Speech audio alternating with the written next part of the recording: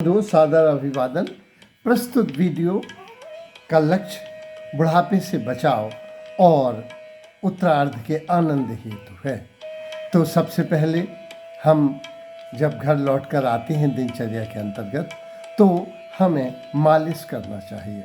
आयुर्वेद में मालिश रिकमेंड है। आयुर्वेद के अनुसार यह सरलतम व्यायाम है।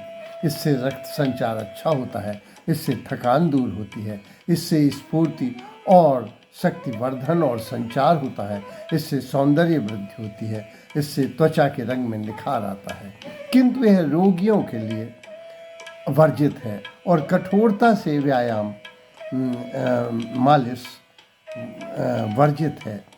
और साथ ही साथ यदि यह अपने हाथ से की जाती है तो ये सरलतम व्यायाम भी है और बुढ़ापे से बचाव हेतु ये एक प्रमुख साधन है। इसलिए सबसे पहले हमें मालिश करना चाहिए। मालिश के बाद फिर हम व्यायाम करते हैं। व्यायाम, प्राणायाम, योग, आसन, ये सब इसी शारीरिक पुष्टता के लिए प्राथमिक आवश्यकताएं हैं। हम जानते हैं कि व्यायाम 3 तरह का होता है। नंबर 1, जो मांसपेशियों में फैलाव लाता है, जो मांसपेशियां सिकुड़ती हैं, जिससे जॉइंट्स हमारे फ्लेक्सिबल होते हैं, उनमें स्टफनेस नहीं आती है। तो बुढ़ापे में व्यायाम हमको बहुत हल्के रंग से करना चाहिए। हमारे हर जोड़ में की एक्सरसाइज हो जाना चाहिए, चाहे गर्दन की हो, चाहे हाथ की हो, चाहे पाँव की, हर जॉइंट की एक्सरसाइज 5-5, 10 बार होना चाहिए ताकि उनमें फ्लेक्सिबिलिटी बनी रहे, मूवमेंट बना रहे। पावर ऑफ मूवमेंट में बतलाया गया है कि जो लोग करते रहेंगे वे निरंतर स्वस्थ रहेंगे। इसलिए हमें व्यायाम करना चाहिए।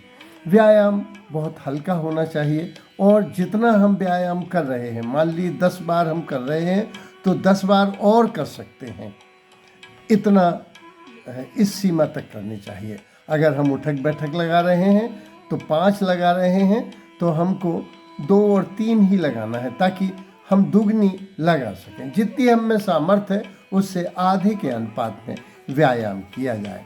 व्यायाम में मांसपेशियां मजबूत होती हैं, मांसपेशियों की घटोत्तरी कम होती है, क्योंकि प्रति 10 वर्षों में मांसपेशियों में घटाव बुढ़ापे में बढ़ जाता है। उनको स्थिर रखने के लिए व्यायाम आवश्यक है। एम्स के डॉक्टर का एक बार टीवी पे इंटरव्यू चल रहा था तो उन्होंने कहा था, जो जितना चलेगा वो उतना चलेगा, जो बैठ गया वो बैठ जाएगा, उसके हाथ पैर सिकुड़ जाएंगे, और जो जितना चलेगा वो उतना चलेगा, अर्थात उसकी आयु बढ़े। पावर ऑफ मूवमेंट में भी इस समय बताया गया है कि गति में ही प्रगति है, प्रगति में ही स्वस्थ है। तो अपने को व्यायाम के अंतर्गत व्यस्त रखें ताकि मांसपेशियों में फैलाव हो, सिकुड़ाव हो, वे शक्तिशाली बने और जोड़ ढीले हों।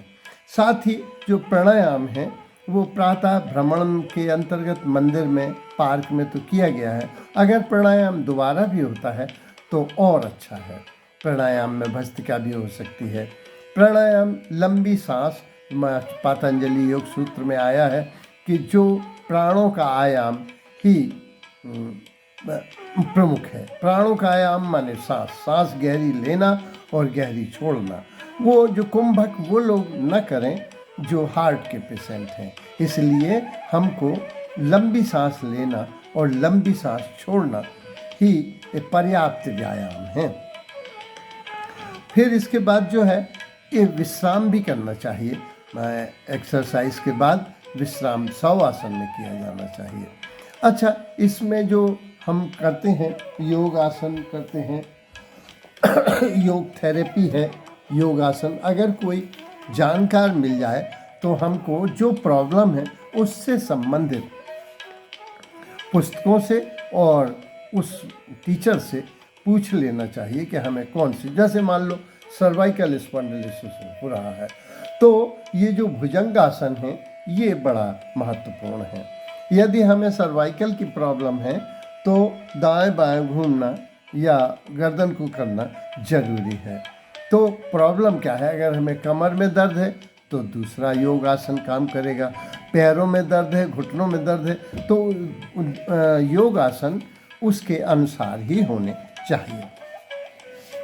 अगला है आहार। आहार बहुत महत्वपूर्ण है। शास्त्र में आया है कि आहार 3 तरह से वैल्यूएशन कर लेना चाहिए। क्या वो हितकारी है, क्या वो मित है, क्या वो पथ्य के अनुरूप है। वो क्योंकि बहुत से लोगों को बहुत सी चीज़ें वर्जित होती हैं। जैसे जिन लोगों को किडनी में स्टोन की समस्या है, उनके लिए पालक, गाजर या आयरन वाली चीज़ें वर्जित रहती हैं, कैल्शियम वाली वर्जित रहती हैं। लेकिन जिन्हें जो कोलेस्ट्रॉल तेज़ी से जमा होता है, जीन्स के में भी ये प्रवृत्ति पाई जाती है, उनको ये घी तेल वर्जित है। दूसरे लोगों के लिए वर्जित नहीं है। तो हमें एक थोड़ी मात्रा वो चीज़ लेनी है। जो कफ प्रकृति के लोग हैं, उन्हें ठंडी चीज़ें कम लेना है। जो पित्त प्रकृति की चीज़, तो अपनी प्रकृति को पहचान कर ही हमें आहार लेना चाहिए। और पथ्य, आयुर्वेद लिखता है, न तु पथ्य विहीनस्य भेजनाम सत रपि, माने सैकड़ों औषधियाँ भी उसके रोग को ठीक नहीं कर सकती जो पथ्य के विपरीत भोजन लेता है। तो जो जापान में जो ब्लू जोन है, ओकिनावा द्वीप में 100 वर्ष से अधिक लोग रह रहे हैं, वे मिताहारी हैं। वे बहुत कम भोजन लेते हैं। भोजन हमारे जो बहुत मेहनत करते हैं लोग, नवयुवक, उन्हें भोजन भारी लेना चाहिए। लेकिन हम लेटर एज में मिताहारी होना चाहिए, हल्का भोजन होना चाहिए। जो ओकिनावा में शतायु लोग हैं, उनकी प्लेट ही छोटी होती है, वे भोजन कम मात्रा में लेते हैं, तो मिताहारी स्वस्थ रहता है। वैज्ञानिकों ने सिद्ध किया है, चूहों के ऊपर भी ये प्रयोग हुआ है, कि जो लोग मिताहारी थे वे शतायु हुए।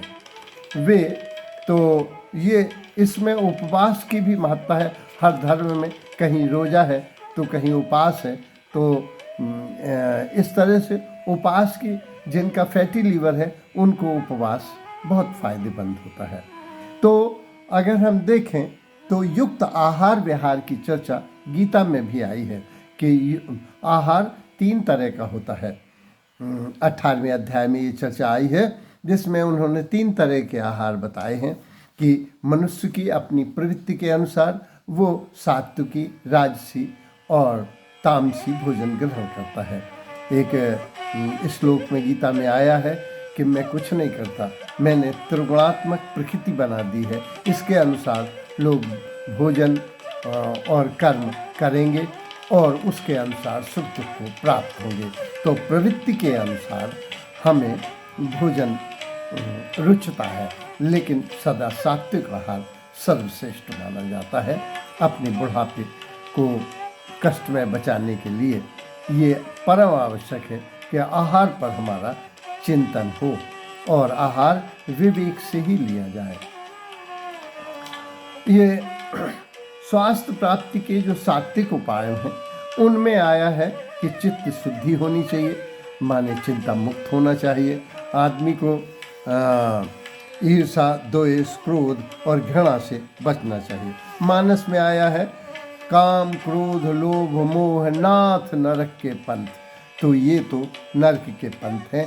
अगर हमको बुढ़ापा कष्ट में बनाना है तो हम इसमें डालें कि चिंता करें, ईर्षा करें, द्वेष करें, क्रोध करें, घृणा करें।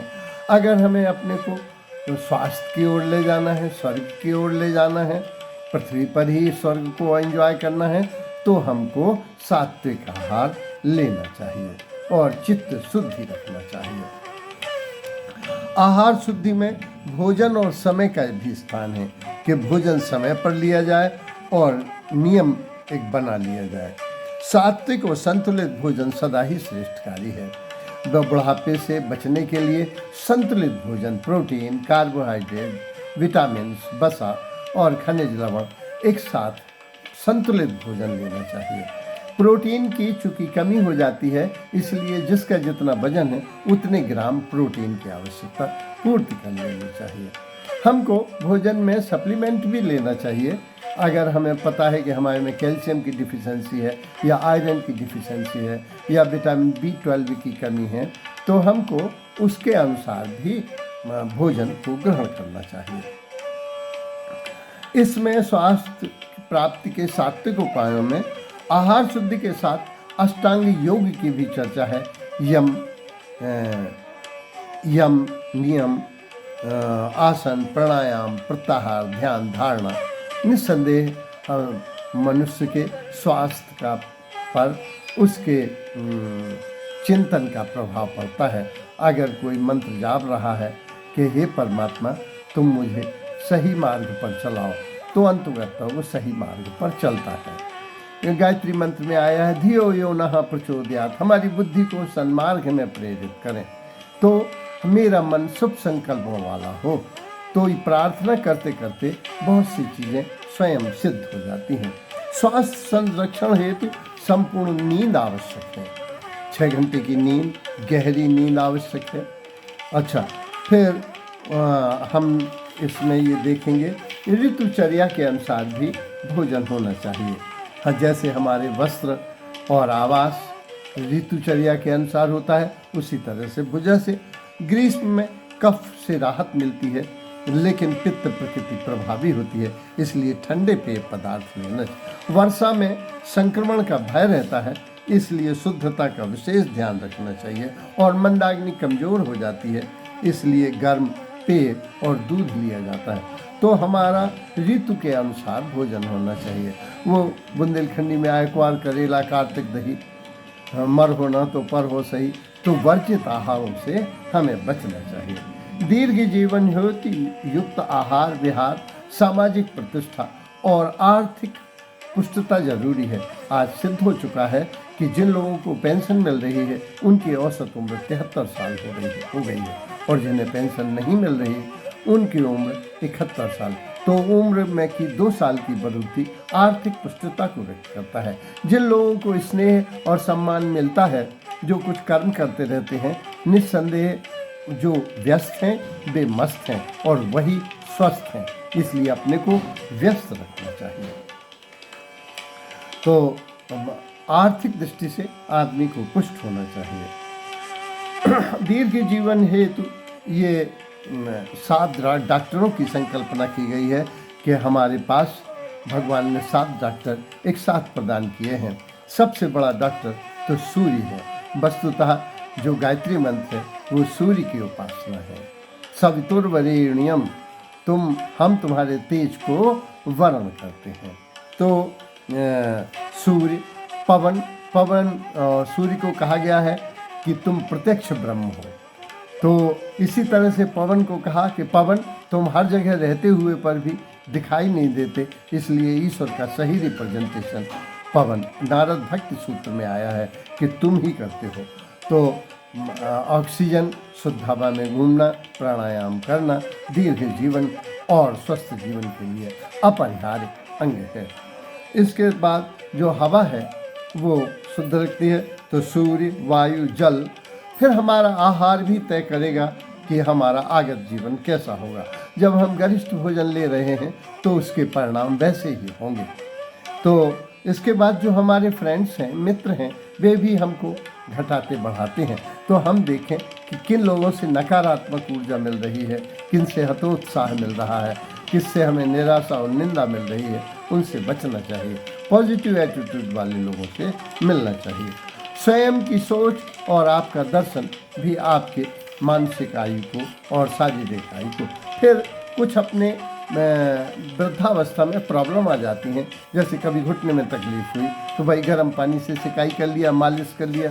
कभी दांत में तकलीफ हुई तो अपने ध्यान से कुल्ला कर लिया। कभी कोई छोटी मोटी समस्याएं आ जाती हैं तो हमको ये रखना चाहिए कि क्या हमें कफ हुआ तो लहसुन, अजवाइन, सौंफ, अदरक, हल्दी आदि का उपयोग होना चाहिए। इस तरह से आपस से बचने के लिए हम बचते हैं, अपने स्वयं की चिकित्सा करनी चाहिए। जैसे इसमें मान लो ये व्यक्ति बवासीर से परेशान है, पाइल से परेशान है, तो ये अपनी खुद ही सिकाई कर रहा है, खुद ही अपना काम एनीमा ले रहा है।